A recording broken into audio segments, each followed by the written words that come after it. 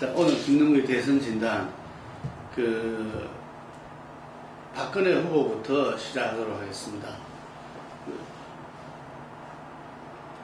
김현 기자, 지금 새누리당이 네 분이 좀 수습이 됐습니까? 완전히 수습됐다기보다는 이제 수습을 시도하고 있는 상황이고, 좀 누그러지는 인적 쇄신론의 주장이 조금 누그러지는 그런 분위기인 것 같습니다. 박근혜 후보가 국민대 통합위원장 자기가 직접 맡고, 또 김무성 의원의 선거대책 총괄본부장 이 카드로 무마하려고 지금 시도하고 있는 중이고요. 완전히 모든 게 마무리되고 수습이 됐다고 보기에는 아직 이른 것 같습니다. 일단 제가 보기에는 김종인 안대희 양 위원장의 어떤 반발, 이 부분들은 수습이 된 거죠.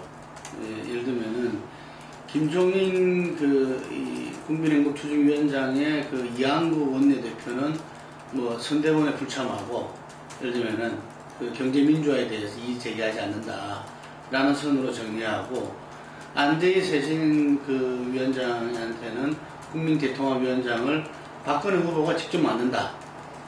아마 한강호 전 비서실장도 이 부분에 대해서는 자기가 또 이의 제기하기 좀 그럴 겁니다. 이게 박근혜 후보가 직접 맡는다고 했기 때문에. 예. 그러면서 어쨌든 간에 비서실 어떤 문고리 권력, 이 문제는 어떤 김무성 전 의원을 갖다가 총괄본부장으로 하면서 어떤 서병수 사무총장이라든지 항우리요, 현 지도부를 갖다가 선대본에서 이렇게 중심 역할을 갖다가 하지 않게 하고, 그러면서 또 문고리 권력으로부터 시스템 이한 선대본 체계로 갖춰가는 것, 이런 정도로 거의 정리를 한 것 같아요, 이게. 그래서 한 고비를 넘겼다, 저는 그렇게 봅니다. 이게 한 고비를 넘겼는데, 과연 이것으로서 박근혜 빼고는 다 바꿔야 한다, 이 부분에 대해서 어떤 당내에서 새심파나 이런 부분에 일정 정도 서로 합의가 이루어졌는가, 그리고 이걸 쳐다보는 국민들한테 그 정도면 됐다라는 것을 줄 수 있는가, 이 부분도 상당히 좀 다른 차원이다, 이렇게 봅니다. 그런데 어떤 면에서는 이번에 이런 내용이 터진 부분들을, 정치는 기대치 게임이거든요. 예를 들면 공룡 같은 한나라당이 지난 총선 때 당명을 바꾸고 이 비대위를 갖다가 꾸려내고 새로운 외부 인사를 영입해서 선거를 치르면서 민심은 총선 승리를 새누리당에 박근혜 후보한테 가져다 줬습니다. 마찬가지로 지금 이제 후보 선출 이후에, 대선 후보 선출 이후에 정말 새누리당이 되는 것도 없고 안 되는 것도 없는 그 기사가 과거사 때문에 계속 꼬이고, 그 다음에 이번에 이제 드디어 선대위 외부 인선에서 이제 내용이 폭발했는데, 그런 부분들이 오히려 새누리당이 뭔가 바꾸려는 진통을 하고 있구나, 이렇게 긍정적으로 보일 수도 있다는 이야기죠. 그래서 우리가 흔히 위기는 곧 기회다, 이런 말이 있듯이, 지난 한나라당의 위기가 이 총선에서 새누리당이 승리를 가져온 것이죠. 그래서 이번 대선에서 현재 생각구도, 그리고 지지율의 정책, 1대1 가상 대결에서 계속 밀리는 이런 부분들이 오히려 이런 내용의 극복 속에서 새로운 전기를 마련할 수도 있다, 이렇게 보여지는데, 이 부분에서 가장 중요한 것은 박근혜 후보가 국민들한테 어떤 쇄신과 변화의 어떤 메시지를 공유할 수 있느냐, 저는 그게 달려있다고 봅니다.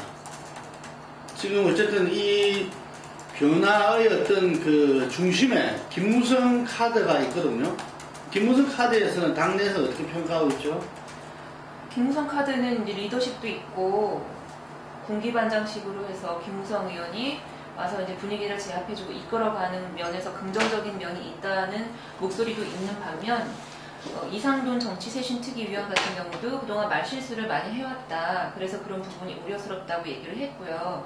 그리고 또 개혁적이거나 그리고 미래지향적인 이런 인물은 아닌 구시대적인 인물이다, 이런 부정적인 반응도 있는 것 같습니다. 김능구 대표님은 좀 어떻게 보시나요? 김무성 전 의원님이 몇 선이죠?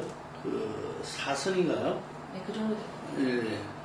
그 4선이라 하면 뭐 곱하기 3하고 4,4,16.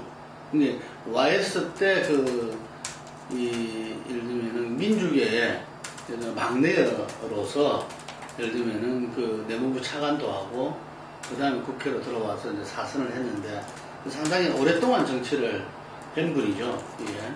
그리고 이미지가 상당히 굉장히 그 저돌성과 아주 묵직하잖아요.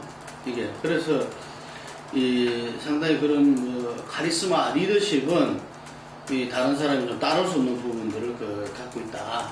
이게 박근혜 후보하고도 2005년 당 대표 시절에 사무총장으로서 보필을 했고 2007년도에 경선 캠프에서 조직본부장에서 자장 역할로서 경선에 자장 역할을 해왔었죠.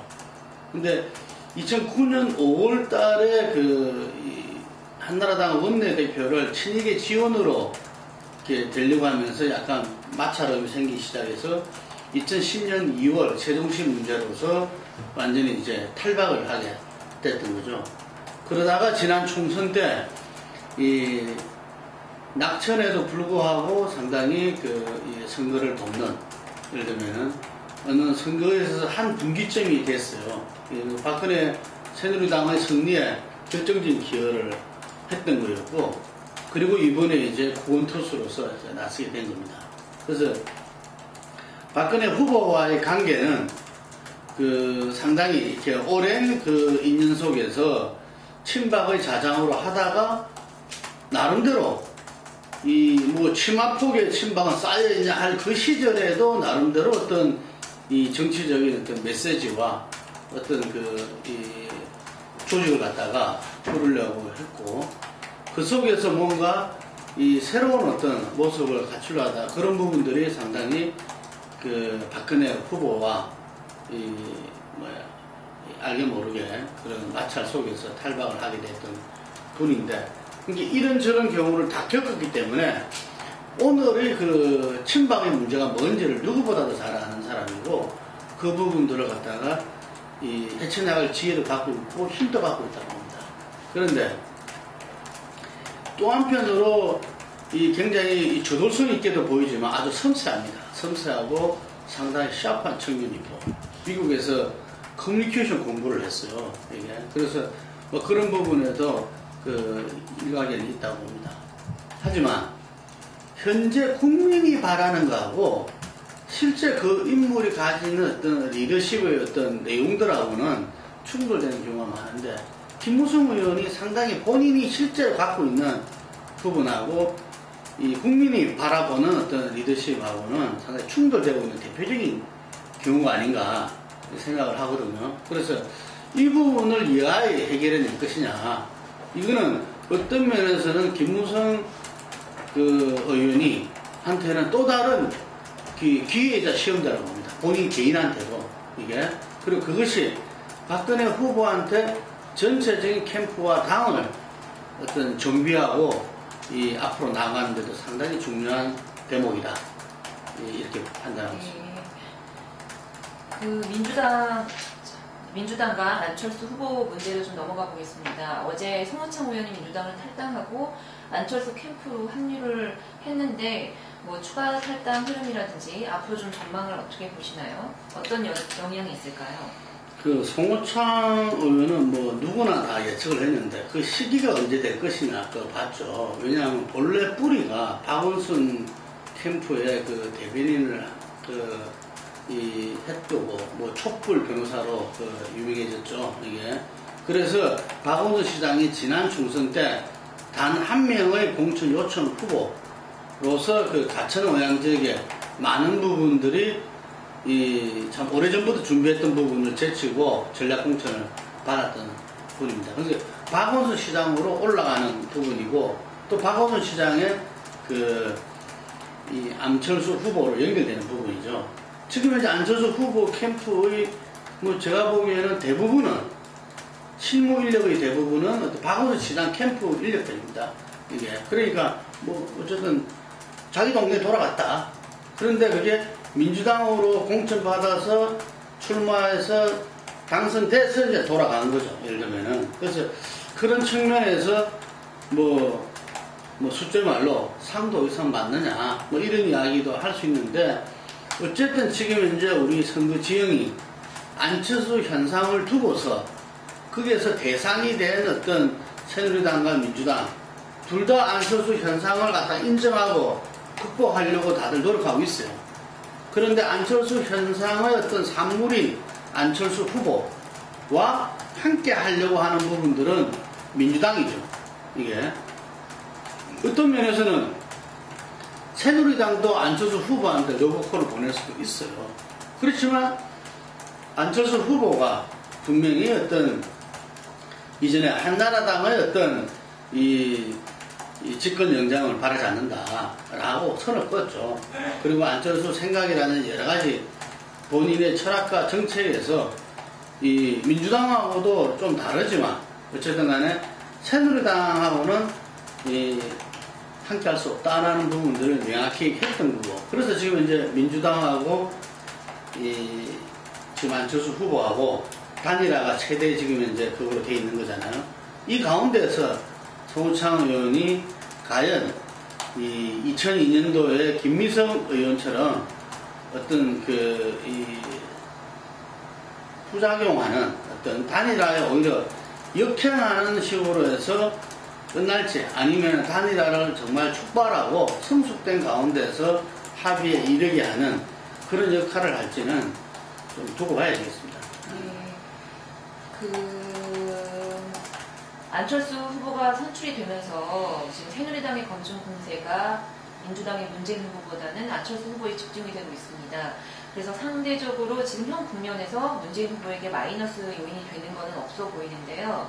그랬기 때문에 또 상대적으로 새누리당의 공격도 덜 받고 있고, 지금 문재인 후보가 여론조사에서 상승세를 계속 기록하고 있는데, 이 최근의 상승세는 좀 실체가 있는 것인지, 탄탄한 지지도라고 보시는지 좀 어떻게 분석하시나요?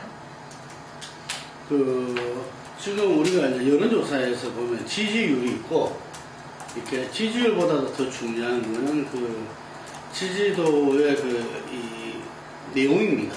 이게 지지하는 사람들이 어떻게 구성되어 있느냐, 그 내용 부분하고, 그 다음에 그 지지 강도는 어떠한가, 뭐 이런 부분들이거든요. 이게. 그래서 지지 강도 측면에서는 여전히 박근혜 후보가 제일 높고, 그 다음에 이 안철수하고 문재인 후보랑 반반 정도 되죠. 근데 그 못지않게 또 한편으로 하는 게 안 돼야 된다 하는 거부 정도입니다. 거부의 강도. 예를 들면은 거부의 강도에서 보면은 박근혜 후보가 한 20대 후반 정도 돼요. 이게. 그리고 안철수 후보가 10대 후반 정도 되고, 그리고 문재인 후보는 한 5% 정도에 머물고 있습니다. 이게. 그래서 이런 부분들이 금방 우리 김 기자가 이야기한 대로 이 박근혜 후보에 대한 그거는 본래 호불호가 분명했죠. 근데 안철수 후보에 대해서 이제 공세가 시작되니까 상당히 거부감이 올라간 겁니다. 이게 지금 10% 후반대까지 올라갔으니까. 그런데 문재인 후보는 상대적으로 지금 이제 새누리당에서도 아직까지는 이렇게 큰 공격을 안 하고 있죠. 이게. 예, 그리고 문재인 후보 자체가 좀 선한 사람이다, 이런 이미지 있기 때문에 지난 민주당 경선 때도 뭐 개인적인 거는 별로 이렇게 공개할 거리가 없었다, 뭐 이런 이야기도 있습니다. 이게. 그래서 현재 상승세는 예를 들면은 제1야당의 어떤 지지 속에서 13년성 속에서 이 후보로 선출된 그 효과가 이제 서서히 이렇게 좀 더 축적 속에서 나타나는 거다, 이렇게 봐야 되겠죠. 그래서 이 상승도는 이 탄탄한 지지도라고 봅니다. 지금 상승도. 하지만 이게 문제는 한계가 있다는 거죠. 한계가. 왜냐하면 문재인 후보하고 안철수 후보를 다자구대에서 보면 합의는 항상 50%입니다. 이게 시속 게임이라는 거죠. 50% 내에서 올라가고 내려가고 이렇게 되는 거죠. 근데 지금 문재인 후보 올라가니까 25% 중반에서 서로 이렇게 1, 2%씩 올라가고 내려가고 이 정도로 지금 호각기세를 하고 있는 거거든요. 이게. 그래서 이 상승세 중에서 지금 문재인 후보한테 가장 중요한 것은 당 쇄신의 어떤 그거는 안철수 후보가 출마 선언문 하면서 후보 단일화 조건에서 어떤 변화와 혁신, 국민의 동의를 이야기하는데 그뿐만 아니라 안철수 현상은 안철수의 것이 아니잖아요. 국민의 어떤 요구와 시대의 흐름이라고 봤을 때 그게 답하는 것이 바로 당의 쇄신입니다. 근데 그 당 쇄신을 조금 국민들이 바라는 거하고 또 실제 당 쇄신의 내용이 뭐냐? 정당 안에 있는 사람들 볼 때는 또 차이가 있습니다.